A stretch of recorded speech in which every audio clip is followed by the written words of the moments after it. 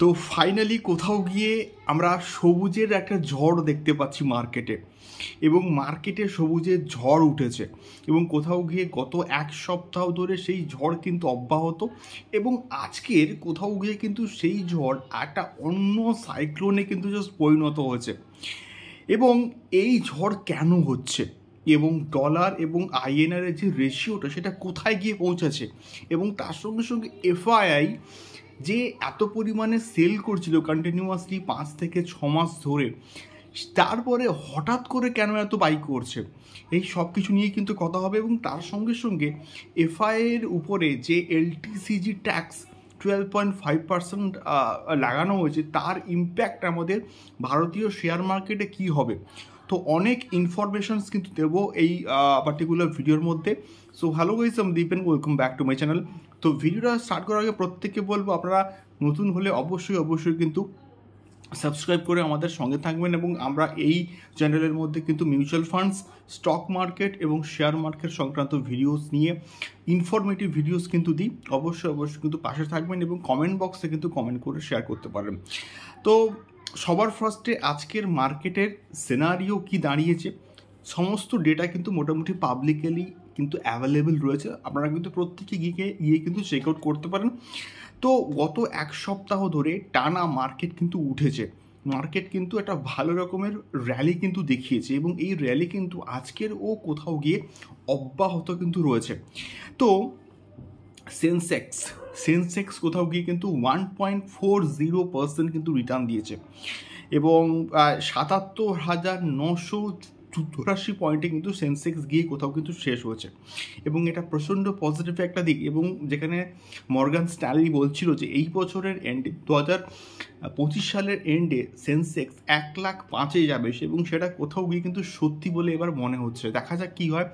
2nd of April কিন্তু এটা reciprocal tariff কিন্তু লাগু হতে পারে এবং হবে, দেখা যাক ওই সময় মার্কেট কিভাবে রিয়্যাক্ট করে। দ্বিতীয়ত যদি আসি নিফটি 50-র ক্ষেত্রে, কিন্তু 1.32% কিন্তু রিটার্ন দিয়েছে, এবং প্রায় 23,600, প্রায় 23,700 কাছাকাছি কিন্তু মোটামুটি মার্কেট রয়েছে। এই নিফটি 50 টপ যে 50 কোম্পানিজ, তার কথা কিন্তু আমি এক্স্যাক্টলি বলছি এখানে। তো আলটিমেটলি নিফটি 50 এবং সেন্সেক্স পজিটিভ কিন্তু রিটার্ন দিয়েছে কোথাও গিয়ে। এবং তার সঙ্গে সঙ্গে আমরা যদি ইন্ডিভিজুয়াল যে ইন্ডেক্সগুলো রয়েছে সেগুলোর ক্ষেত্রে আসি, তাহলে কিন্তু oil and gas index, Nifty oil and gas যে ইন্ডেক্স এতদিন ধরে যেটা কন্টিনিউয়াসলি পড়ছিল, এবং প্রত্যেকটা শেয়ার, প্রত্যেকটা অয়েল অ্যান্ড যে গ্যাস ইন্ডেক্সের শেয়ারগুলো, স্টকসগুলো যে পড়ছিল, সেটা কোথাও গিয়ে কিন্তু র্যালি দেখাচ্ছে, র্যালি আজকের অ্যাটলিস্ট কিন্তু দেখিয়েছে। এবং তার মধ্যে অয়েল অ্যান্ড গ্যাস ইন্ডেক্স কিন্তু প্রায় 1.46% কিন্তু বেড়েছে, এবং আজকের যে র্যালিটা দেখিয়েছে তার মধ্যে কিন্তু সবথেকে বেশি কিন্তু বেড়েছে কোথাও গিয়ে ফাইন্যান্সিয়াল যে ইন্ডেক্স, অর্থাৎ ব্যাংকের যে সমস্ত স্টকসগুলো রয়েছে, সেই প্রত্যেকটা স্টকস। আমি আসছি আস্তে আমরা অবশ্যই দেখুন ভিডিওটা একদম শেষ অবধি। অয়েল অ্যান্ড গ্যাস ইন্ডেক্স কিন্তু প্রায় 1.46% কিন্তু কোথাও গিয়ে বেড়েছে, এবং যার মধ্যে গেল 3.80% কিন্তু মোটামুটি বেড়েছে, আইজিএল 2.65% কিন্তু বেড়েছে, আইওসি ইন্ডিয়ান অয়েল কর্পোরেশন 1.8%, এবং জিএসপিএল কিন্তু 1.49% কিন্তু বেড়েছে। তো অয়েল অ্যান্ড গ্যাস ইন্ডেক্স কিন্তু বেশ ভালো রকমের কিন্তু আজকে রিটার্ন দেখিয়েছে। এবারে মেটাল যে ইন্ডেক্স, তার ক্ষেত্রে যদি আসি, প্রায় 0.64% কিন্তু রিটার্ন দিয়েছে মেটাল ইন্ডেক্স, এবং যার মধ্যে এনএমডিসি প্রায় 3.24%, এবং হিন্দুস্তান কপার 3.18%, এবং steel authority of India limited প্রায় 1.70% কিন্তু বেড়েছে। এবারে যদি আসি ফাইন্যান্সিয়াল সেক্টর, অর্থাৎ ব্যাঙ্কিং যে সেক্টর, মানে নিফটি ব্যাংকের ক্ষেত্রে প্রায় 2.20% কিন্তু বেড়েছে, মানে বহুদিন পর এই লেভেলের রিটার্ন আমরা কিন্তু ব্যাঙ্কিং মানে কোনো সেক্টরের ক্ষেত্রে দেখতে পাচ্ছি, যে নিফটি ব্যাংকের ক্ষেত্রে 2.20% কিন্তু বেড়েছে।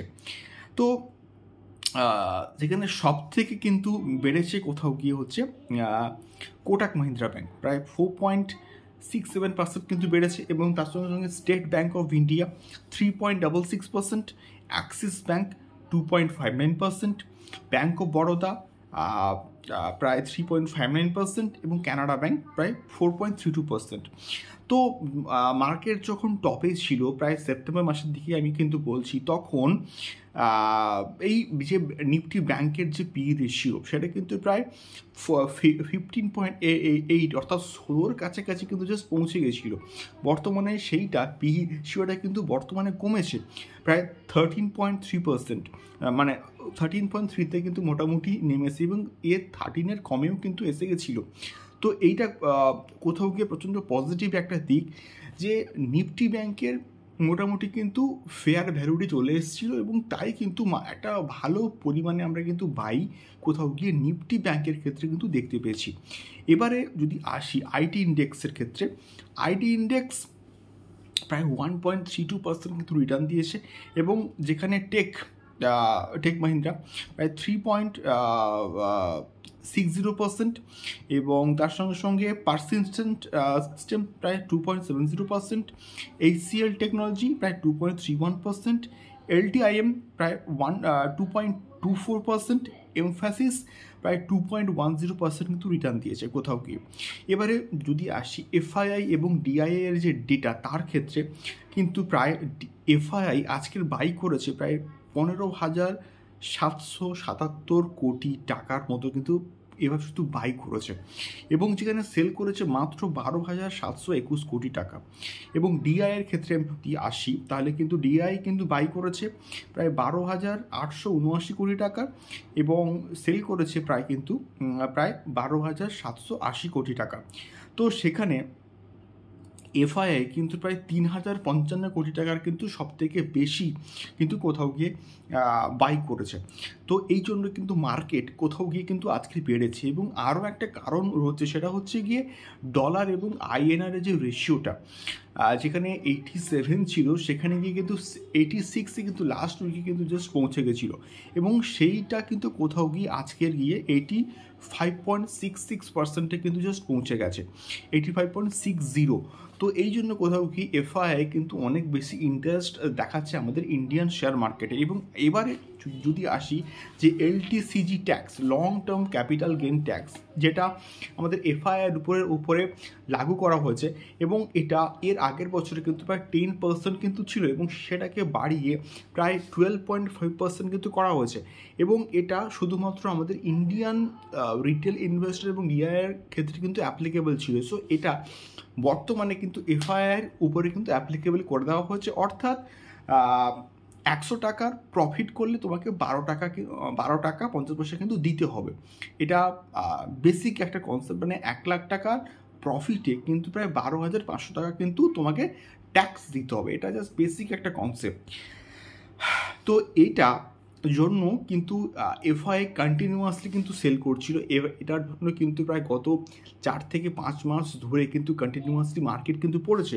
তো যেহেতু ইন্ডিয়ান মার্কেট একটা খুবই গ্রোয়িং মার্কেট এবং প্রচুর কোম্পানিজ কিন্তু আছে এবং ইকোনমিক্যালি কিন্তু আস্তে আস্তে স্ট্রং হচ্ছে ইন্ডিয়া এবং আস্তে আস্তে ডলারের রেটটাও কিন্তু কমছে, মানে ইন দ্য সেন্স বলছি আইএনআরটা কিন্তু অনেক বেশি স্ট্রং হচ্ছে। তো সেই জন্য এই যে 12.5% যে ট্যাক্স যে ভারতীয় সরকার, যে আমাদের যে ফাইন্যান্সিয়াল যে মিনিস্টার নির্মলা সীতারামন যে অ্যাপ্লাই করেছেন, তো সেইটা কোথাও গিয়ে এফআইআই কিন্তু ভালো চোখে দেখেনি এবং যার ফলে কি হয়েছে যে এফআই কিন্তু কন্টিনিউয়াসলি সেলিং করছিল এবং যার ফলে কোথাও গিয়ে মার্কেট পড়ছিল। এবং যদি ইন ফিউচারে এই এলটিসিজি ট্যাক্সটাকে একটুখানি কম করা হয়, যদি সেই আগের যে পোর্শন ছিল যে 10%, সেই 10%ই করা হয় বা যদি একটুখানি রিল্যাক্সেশনস দেওয়া হয়, তাহলে কিন্তু এটা ইন্ডিয়ান স্টক মার্কেটের ক্ষেত্রে কিন্তু খুব ভালো জিনিস একটা হবে। তার কারণটা হচ্ছে ইন্ডিয়ান মার্কেটের উপরে তখন কিন্তু মানুষ, মানে এফআইআইরা কিন্তু অনেক বেশি ইন্টারেস্ট দেখাবে, মানে অ্যাট্রাকটিভ হবে আমাদের ইন্ডিয়ান স্টক মার্কেট। এবং যতই যাই আমরা বলি না কেন, এফআইআই ফিরেছে বলে কিন্তু কোথাও গিয়ে মার্কেটে আমরা র্যালি দেখতে পাচ্ছি, আমরা রিটেল ইনভেস্টররা কিন্তু 2 পয়সা ইনকাম করতে পারছি এবং এফআইআই ফিরেছে বললে কিন্তু এটা কোথাও কি সম্ভব হয়েছে। তো এফআইআই দেখছে এবং দেখছে যাই হোক না কেন ইন্ডিয়ার যে ইকোনমিক্যাল কন্ডিশন রয়েছে মানে আস্তে আস্তে কিন্তু গ্রো করছে এবং প্রচুর মানুষ আছে, মানে চাহিদাও প্রচুর, যেখানে যেখানে মানে জনসংখ্যা প্রচুর সেখানে মানে কনজামশান, সমস্ত জিনিসের কনজামশানও কিন্তু প্রচুর হবে, এবং যার ফলে এটা India is a growing country, এবং সেই জন্যই কিন্তু এফআইয়ের মেন টার্গেট কিন্তু হচ্ছে কিন্তু আমাদের ইন্ডিয়ান শেয়ার মার্কেট, এবং ইন্ডিয়ান শেয়ার মার্কেটে এই জন্যই তারা কিন্তু কোথাও গিয়ে ইনভেস্টিংটা আবার কোথাও গিয়ে শুরু করেছে, এবং এটা যদিও অ্যাপ্লিকেবল হবে প্রায় এপ্রিলের 1 তারিখ 2026 থেকে। তো দেখা যাক এই 2 এপ্রিল যে রেসিপ্রোকাল ট্যারিফটাকে অ্যাপ্লাই করা হবে এবং ভারতীয় শেয়ার বাজারের ক্ষেত্রে সেটা রিয়্যাক্ট কিভাবে এফআইআই করে, এটাই কিন্তু মেনলি দেখার মতন বিষয়পত্র হবে। এবং যদি এফআইআই এই যে কন্টিনিউয়াসলি বাই করছে, এটা যদি একবার স্টপ হয়ে যায় তাহলে কিন্তু আবার একবার মার্কেট কিন্তু পড়বে, এবং যার জন্য কোথাও গিয়ে আমাদের কিন্তু প্রস্তুত থাকতে হবে বলে আমি অ্যাটলিস্ট মনে করি। দেখা যাক কি হয় এই 2 এপ্রিল রেসিপ্রোকাল ট্যারিফটা অ্যাপ্লাই হয় কিনা, এবং অ্যাপ্লাই হলে তার ইম্প্যাক্ট ভারতীয় শেয়ার বাজারে কী হয়, এটাই কিন্তু দেখার মতো মানে বিষয় হবে। তো আপনাদের কি মতামত অবশ্যই কিন্তু কমেন্ট বক্সে কমেন্ট করে আমাদেরকে শেয়ার করতে পারেন, এবং কোনো রকম ইনভেস্টমেন্ট করার আগে অবশ্যই আপনাদের ফাইন্যান্সিয়াল অ্যাডভাইজার থেকে অ্যাডভাইস নিয়ে তারপরে কিন্তু প্রত্যেকটা ইনভেস্টমেন্ট করবেন, এবং ভালো করে রিসার্চ ওয়ার্ক করে, সেটা মিউচুয়াল ফান্ডস হোক, সেটা স্টকস হোক, শেয়ারস হোক, যাই হোক না কেন, ইটিএফ যাই হোক না কেন, অবশ্যই ভালো করে রিসার্চ ওয়ার্ক করে তারপরে কিন্তু প্রত্যেকটা ইনভেস্টমেন্ট কিন্তু করবেন, এবং this video is only for educational purpose. দেখা হচ্ছে পরবর্তী ভিডিওতে stock market, mutual funds, ETF এবং ফাইন্যান্সিয়াল অ্যাডভাইস সংক্রান্ত আরও অনেক ইনফরমেটিভ ভিডিওস নিয়ে। টাটা।